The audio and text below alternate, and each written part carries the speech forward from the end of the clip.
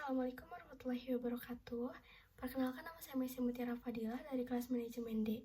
Di sini saya akan membahas kasus investri yang saya kaitkan dengan materi manajemen, terutama fungsi-fungsi manajemen, etika bisnis, dan manajemen risiko.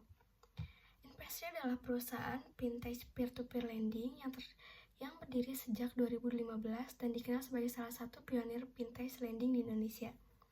Perusahaan ini mempertemukan lender dan borrower melalui platform digital. Namun, seiring perkembangan bisnisnya, Investri mulai menghadapi masalah gagal bayar, pelemahan pengawasan internal, hingga munculnya kecurigaan adanya perusahaan afiliasi yang dipakai menghimpun dana di luar izin OJK. Ada beberapa permasalahan yang menjadi akar masalah kasus Investri. Yang pertama adalah penghimpunan dana ilegal melalui perusahaan bayangan. Yang kedua adalah less transparency, termasuk laporan keuangan yang tidak mencerminkan kondisi sebenarnya. Yang ketiga adalah kontrol internal lemah, sehingga penyalahgunaan bisa berlangsung lama. Yang keempat ada tidak patuh regulasi, padahal fintech adalah industri yang sangat diatur. Yang kelima, kepemimpinan tidak etis, yang menyebabkan perusahaan kehilangan integritas. Permasalahan-permasalahan ini kemudian memicu krisis kepercayaan dan runtuhnya perusahaan. Terus ada fungsi manajemen, yaitu planning atau perencanaan. Dari sisi planning, Investri gagal dalam beberapa hal, yaitu perusahaan tidak memiliki rencana bisnis jangka panjang yang sesuai regulasi OJK, ada aggressive growth plan tanpa mitigasi resiko, tidak ada perencanaan arus kas yang jelas antara perusahaan inti dan perusahaan afiliasi, pengelolaan dana tidak direncanakan sesuai standar industri keuangan. Ini menunjukkan lemahnya perencanaan strategis dan tidak adanya manajemen risiko di bagian perencanaan. Lalu ada organizing atau pengorganisasian. Pada fungsi organizing, masalah yang terlihat antara lain, struktur organisasi tidak sehat dan tidak transparan, adanya perusahaan bayangan untuk menghimpun dana menunjukkan bahwa pembagian peran tidak jelas, serta tanggung jawab manajerial banyak yang tumpang tindih. Tidak ada mekanisme check and balance, banyak keputusan penting hanya terpusat pada pemimpinan tertentu. Kegagalan organizing ini membuat penyimpangan lebih mudah terjadi. Lalu ada leading atau kepemimpinan. Pada fungsi leading, Investri menghadapi masalah serius, seperti pemimpin tidak menjalankan ethical leadership, adanya indikasi manipulasi informasi dan janji keuntungan tinggi. Pemimpin gagal menumbuhkan budaya integritas dan kepatuhan.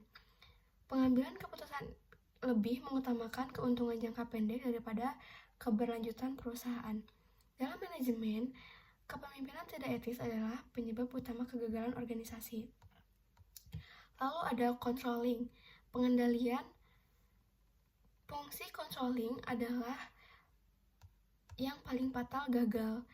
Sistem audit internal tidak berjalan efektif, tidak ada pengawasan berkala terhadap arus dana yang masuk atau keluar, tidak ada mekanisme pengendalian untuk mencegah konflik kepentingan. Perusahaan gagal mendeteksi penyimpangan selama hampir 2 tahun. Controlling yang lemah membuat aktivitas ilegal bisa berjalan tanpa terdeteksi. Lalu ada bagian etika bisnis dan good corporate governance. Etika bisnis yang dilanggar. Kasus Investri melanggar banyak prinsip etika bisnis seperti transparansi, akuntabilitas, integrasi, keadilan, dan tanggung jawab. Dalam manajemen modern, etika bisnis adalah fondasi utama keberlangsungan perusahaan. Lalu ada good corporate governance atau GCG. Jika dilihat dari aspek GCG, Investri gagal memenuhi prinsip seperti transparansi, akuntabilitas, responsibilitas, independensi, dan fairness. Tidak ada GCG yang baik, membuat perusahaan mudah tergelincir masuk pelanggaran hukum. Di sini ada timeline lengkap kasus. Dari 2022 sampai 2024 diduga menghimpun dana ilegal melalui perusahaan terkait. Awal 2024, banyak lender mulai melaporkan gagal bayar. Oktober 2024, OJK mencabut izin Investri Desember 2024, CEO menjadi buronan.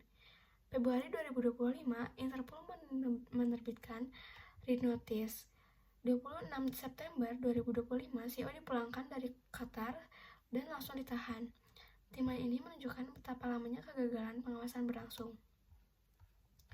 Lalu ada analisis resiko yang gagal dikelola.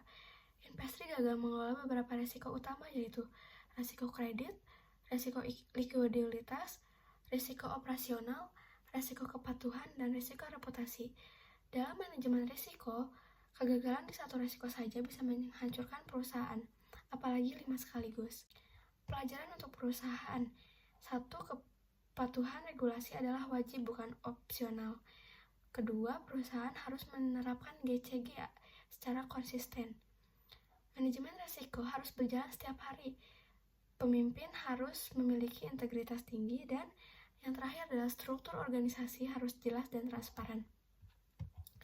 Pelajaran untuk masyarakat, yaitu selalu cek izin OJK sebelum berinvestasi, curigai imbal hasil tinggi yang tidak logis, jangan menyerahkan dana pada entitas yang tidak transparan, pahami bahwa investasi punya risiko, bukan hanya keuntungan.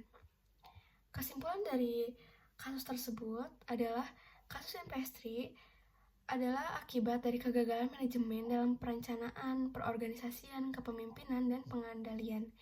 Ditambah lagi lamahnya etika bisnis, tidak adanya GCG, serta buruknya manajemen risiko membuat perusahaan runtuh dan merugikan masyarakat.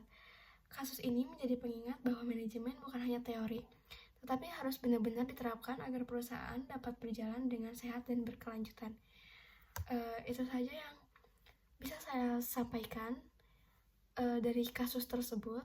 Mohon maaf bila ada kesalahan. Wabillahi taufiq wal hidayah. Wassalamualaikum warahmatullahi wabarakatuh.